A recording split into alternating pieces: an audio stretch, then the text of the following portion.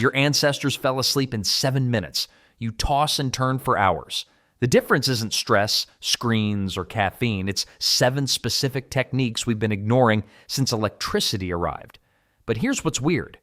They work even better in our modern world. Medieval bedrooms were darker than caves, no electric lights buzzing overhead, no glowing alarm clocks, and definitely no smartphones lighting up faces at midnight. These folks lived in what we consider complete blackness after sunset. Heavy wooden shutters blocked every sliver of moonlight, and thick curtains made sure not even a candle's glow from the street could sneak in. The weird part is, they slept like babies. Well, here's what modern science discovered about their pitch-black sleeping caves. Deep darkness triggers your brain to pump out melatonin like a factory working overtime. Melatonin is basically nature's sleeping pill, except it's made right inside your head. The darker your room, the more your brain thinks, oh, it's definitely bedtime now, and cranks up production. Medieval hospitals figured this out centuries before we had fancy sleep studies. Sick patients were tucked into the darkest rooms possible because doctors noticed something fascinating. People healed faster in complete darkness. Their bodies repaired themselves more efficiently when melatonin levels stayed high all night long. Makes sense, right? Then there's the aging problem most Americans face today. As we get older, our melatonin production naturally drops off a cliff. By age 60, you're producing about half the melatonin you had at 20. That's why grandma complains about lying awake at 3 in the morning, staring at the ceiling. But medieval folks didn't have this issue as severely. Their evening routine naturally supported melatonin production. Once the sun disappeared, they lived in near total darkness for 12 hours straight. No bathroom nightlights, no digital clock displays, no street lamps bleeding through thin curtains. Let's not forget how they blocked out noise, too. Those heavy shutters and thick fabric hangings didn't just keep out light. They muffled every sound from the outside world. No garbage trucks rumbling by at dawn, no car alarms shrieking in the distance. And the surprising thing? Creating medieval-level darkness in your bedroom costs almost nothing. Blackout curtains, eye masks, or even towels stuffed under doors can transform any modern room into a melatonin-boosting sleep cave. Some people discover they fall asleep 30 minutes faster in truly dark rooms. Medieval bedrooms also stayed consistently dark throughout the night. No sudden flashes from passing headlights or neighbors turning on porch lights. The steady darkness kept melatonin flowing smoothly until sunrise, supporting deeper sleep phases that modern Americans rarely experience. The contrast is striking when you think about it. We've got memory foam mattresses, temperature-controlled bedrooms, and silk pajamas. Yet we're lying there wide awake while medieval peasants on straw mattresses slept soundly in their dark chambers. Darkness was just the beginning of their sleep secrets, though. Their actual sleep patterns were completely different from ours, split into 2 separate chunks that might sound crazy today, but worked remarkably well. Medieval folks had a completely different take on sleep that might blow your mind. They didn't crash for 8 straight hours like we're told to do today. Instead, they split their night into 2 separate sleeps with a weird little break in between. Here's how it worked. People would go to bed shortly after sunset, sleep for about 4 hours, then naturally wake up around midnight or 1 a.m. But here's the kicker. They didn't panic about being awake. They just accepted it. This first chunk was called first sleep, and everyone knew it would end eventually. During that middle-of-the-night wake-up period, medieval people weren't tossing and turning in frustration. They'd pray quietly, read by candlelight, do gentle household tasks, or even chat softly with their bedmates. Some couples used this time for intimacy. Others would check on their animals or tend to sick family members. The key? Nobody rushed. Nobody stressed. They just let the night unfold naturally. After an hour or 2 of this calm wakefulness, they'd settle back down for second sleep, which lasted until dawn. This wasn't considered broken sleep or insomnia. It was just how human bodies worked before we invented the idea that sleep had to happen all at once. Modern research has uncovered something fascinating about this pattern. When scientists studied people in environments without artificial light, guess what happened? They naturally fell into segmented sleep within weeks. Their bodies wanted to split the night in 2, just like medieval folks did centuries ago. But wait, there's more to this story. People who practiced segmented sleep reported incredibly vivid dreams during that second sleep period. Their memory improved too. The brain seemed to use that middle of the night quiet time to process the day's events more thoroughly. Let's not forget the psychological benefits. When you know it's normal to wake up in the middle of the night, you don't get that crushing anxiety about sleep. Medieval people never developed the modern panic of lying awake thinking, I need to fall asleep right now or tomorrow will be ruined. They understood that rest came in different forms. This approach could be a game changer for older adults who naturally wake up during the night anyway. Instead of fighting it or reaching for sleeping pills, what if you just accepted it? Read something calming. Do light stretching. Meditate. Write in a journal. The pressure to force continuous sleep often makes insomnia worse. Medieval people accidentally discovered that removing the stress around sleep actually improved their rest. When you stop treating nighttime wakefulness like a medical emergency, your body relaxes into its natural rhythm. And speaking of natural rhythms, medieval folks had another secret weapon that made this segmented sleep work even better. They built incredibly consistent bedtime routines that prepared their minds for rest. Medieval folks had something we've practically forgotten: bedtime routines that actually worked. Not the rushed, last-minute scramble we call preparation for sleep today. These people treated their evening wind down like a sacred ritual. Every night followed the same gentle pattern. Prayers whispered by candlelight, stories shared between family members, simple chores done at a leisurely pace, banking the fire, checking that doors were secure, laying out clothes for tomorrow. Nobody was frantically scrolling through emails or binge-watching shows until their eyes burned. The routine itself became a powerful sleep signal. Here's what's fascinating about this approach. Our brains are basically Pavlovian dogs when it comes to sleep cues. Do the same things in the same order night after night, and your brain starts preparing for rest before you even realize it. Medieval people stumbled onto this neurological hack centuries before anyone understood how it worked. Well, it turns out modern science backs up their instincts completely. Consistent bedtime routines lower anxiety levels and help regulate our internal clocks. The repetition creates what sleep researchers call sleep hygiene, basically training your brain to recognize when it's time to shut down for the night. And here's the kicker: older adults benefit most from strict bedtime patterns. As we age, our natural sleep rhythms get wonky, but consistent routines can help restore that lost structure. Even people in their 80s and 90s show dramatic improvement when they stick to the same nightly sequence. The beauty of medieval bedtime routines was their simplicity. No complicated gadgets or expensive treatments, just the same calming activities repeated until they became automatic. A grandmother might spend 10 minutes organizing her sewing supplies. A grandfather would check that livestock were secure. Children listen to the same bedtime prayers every single night. But here's what really matters: even tiny rituals work. You don't need an elaborate ceremony. Something as simple as brewing herbal tea or humming a favorite tune can trigger your sleep response. The key is consistency, not complexity.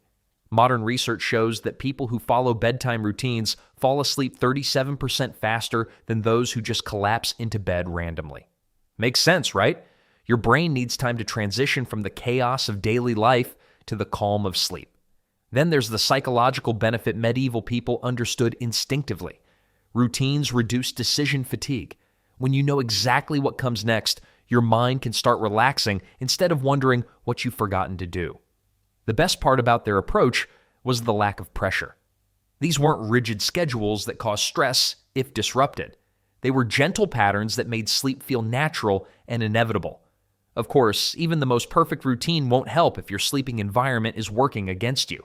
Which brings us to something medieval bedrooms had in abundance that might surprise you. Medieval folks had it figured out when it came to nighttime lighting. No glowing rectangles demanding their attention at midnight. No bright blue screens tricking their brains into thinking it was high noon. Just the gentle flicker of candlelight or the dying glow of embers in the fireplace. Here's what's wild about candles compared to our modern lighting madness. A typical candle puts out about 12 lumens of warm orange light. Your smartphone? That little troublemaker blasts around 400, 600 lumens of ice-cold blue light straight into your eyeballs. It's like comparing a whisper to a fire alarm. Medieval people didn't know about melatonin back then, but their bodies sure did. When the sun went down and they lit their dim candles, their brains got the memo. Time to start making that sleepy hormone. But today, We're basically telling our brains to stay awake by flooding them with artificial daylight at 11 p.m. The blue light from screens is particularly sneaky. It hits the same receptors in your eyes that bright morning sunlight does. Your brain thinks, "Oh great, it's sunrise. Time to wake up and hunt for berries." Except you're actually trying to fall asleep after scrolling through cat videos. Studies show that people who use screens within 2 hours of bedtime take longer to fall asleep and get less deep sleep. Medieval folks avoided this trap entirely. When darkness fell, their evening activities naturally wound down. Reading by candlelight was possible, but let's be honest, it was dim enough that you'd get drowsy pretty quickly. Then there's the warmth factor. Candlelight sits around 1900 K on the color temperature scale. That's super warm and orange. Compare that to your LED bulbs at 4,6500 K, which are harsh and white. Even worse, phone screens can hit 6,500 K or higher. It's like having a tiny sun in your bedroom. Medieval people accidentally created the perfect pre-sleep lighting environment: warm, dim, and naturally calming. Modern sleep experts now recommend dimming all lights at least an hour before bed, and some suggest using special blue light blocking glasses if you absolutely must look at screens. But here's the kicker. You don't need fancy gadgets to copy what medieval folks did naturally. Turn off the big lights. Light a candle or two. Use warm, dim bulbs if you need electric light. Your melatonin production will thank you. The simplest approach? Just put the phone in another room. I know, it sounds impossible, but medieval people somehow survived without checking the weather 17 times before bed. Speaking of creating the right sleep environment, lighting was just one piece of the medieval sleep puzzle. The social aspect of their bedtime arrangements created another layer of comfort that most of us have completely forgotten about. Medieval bedrooms weren't exactly private retreats like we know today. Families squeezed together in single beds, and travelers at inns often found themselves sharing sleeping space with complete strangers. Sounds uncomfortable? Well, it actually solved some serious problems that kept people awake at night. First off, body heat was everything back then. No central heating meant winter nights could literally be life-threatening. Sharing a bed with family members or even friendly strangers created a warm cocoon that made deep sleep possible. Your grandmother might remember similar arrangements during her childhood. Multiple siblings bundled together, creating their own heating system under thick quilts. But here's where it gets interesting for modern sleep troubles. Those shared sleeping spaces came with built-in conversation time. People would whisper prayers together, share quiet stories, or simply talk through their daily worries before drifting off. This gentle social interaction had a powerful calming effect on anxious minds. Research shows that loneliness actually triggers stress hormones that interfere with sleep quality. Makes sense, right? When you're lying alone in bed, your brain has nothing to do except worry about tomorrow's problems or replay today's mistakes. Medieval folks rarely faced this issue because bedtime included other people. The weird part is how much safer everyone felt. Not just physically safe, though that mattered too. Emotionally safe. There's something deeply comforting about synchronized breathing nearby, the subtle warmth of another person, quiet murmurs that gradually fade into silence. Let's not forget the practical benefits for today's seniors. Many older adults struggle with nighttime loneliness, especially after losing a spouse or moving to smaller living spaces. Creating social bedtime routines can recreate some of these medieval advantages without actually sharing beds. Even a simple phone call with a child or grandchild before bedtime provides that gentle human connection that helps the mind unwind. Some seniors find that having a pet nearby serves a similar purpose, that comforting presence that says you're not alone in the dark. Then there's the interesting discovery about sleep conversations. Medieval people often prayed together or shared gentle thoughts before sleep. This created a transition from day consciousness to night consciousness that modern sleep experts now recognize as incredibly valuable. Sharing worries out loud, even briefly, prevents them from spinning around in your head all night. Retirement communities sometimes accidentally recreate these benefits when residents develop evening social routines. A quick chat in the hallway, sharing tea with neighbors, or even just knowing friendly people are nearby can dramatically improve sleep quality. The social warmth that medieval bedrooms provided wasn't just about temperature, it was about human connection easing the mind into rest. But what happened once medieval folks actually fell asleep? Their herbal knowledge created an entire toolkit of natural sleep aids that might surprise you. Medieval bedrooms smelled like gardens, not medicine cabinets. While we reached for prescription bottles, our ancestors stuffed their pillows with lavender and brewed chamomile tea by candlelight. They knew something we've forgotten. Nature's pharmacy works best when you're not fighting it. Walk into any medieval home at bedtime and you'd catch whiffs of dried herbs hanging from rafters, lavender bundles tucked under pillows, valerian root steeping in clay pots. These weren't desperate remedies. They were everyday tools, as common as toothbrushes are today. But here's what's fascinating. Modern science keeps proving medieval folks were right. Lavender actually changes your brain waves, slowing them down to match sleep patterns. Studies show people fall asleep 37% faster when breathing lavender scent. Not bad for a bunch of primitive peasants, right? Then there's chamomile, the gentle giant of sleep herbs. Medieval recipe books are packed with chamomile tea instructions, often mixed with honey and warm milk. Turns out chamomile contains apigenin, a compound that binds to brain receptors and literally makes you drowsy. Your great-great-grandmother's bedtime tea wasn't just tradition, it was biochemistry. Valerian root was the heavy hitter. Medieval herbalists called it nature's tranquilizer, and they weren't exaggerating. This gnarly root smells terrible, but works like magic, increasing GABA levels in your brain. GABA is your body's natural slow-down chemical. More GABA means less racing thoughts at 2 a.m. Medieval people didn't just drink these herbs, they lived with them. Lavender sachets tucked between bed sheets, chamomile flowers sewn into pillow covers, herb gardens planted right outside bedroom windows so evening breezes carried sleep scents indoors. Smart, considering they couldn't exactly pop a melatonin pill. The best part? These remedies are ridiculously gentle compared to today's sleep aids. No morning grogginess, no dependency issues, no side effects that require reading 3 pages of tiny print. Just plants doing what plants have done for thousands of years, helping humans rest. Well, there's one catch modern folks need to remember. Medieval herbalists knew their stuff because they studied plants their whole lives. They understood dosages, combinations, and timing. Today's herbal aisle can be overwhelming and sometimes misleading. Start simple. A cup of chamomile tea an hour before bed.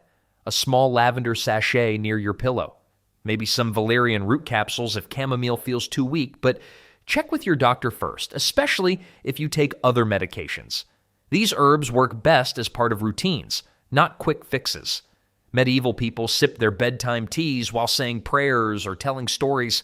The ritual mattered as much as the remedy.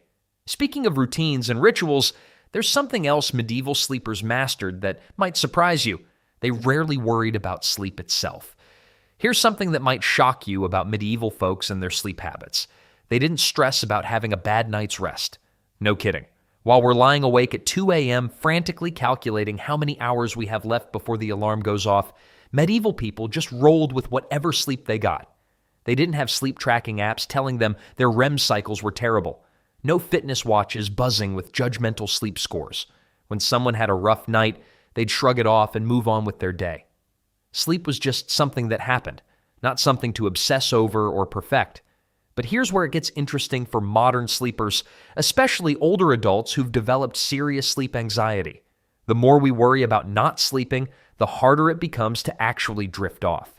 It's like trying not to think about a pink elephant. The harder you try, the more that elephant dominates your thoughts. Medieval people accepted that some nights would be restless.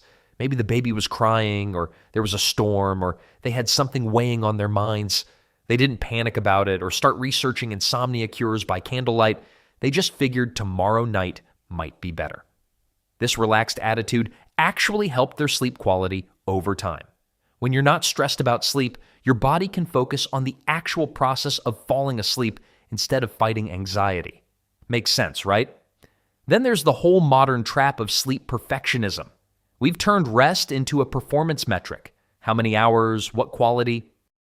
Did you get enough deep sleep? Medieval folks would probably laugh at our sleep spreadsheets and optimization strategies. The weird part is that our obsession with perfect sleep often backfires.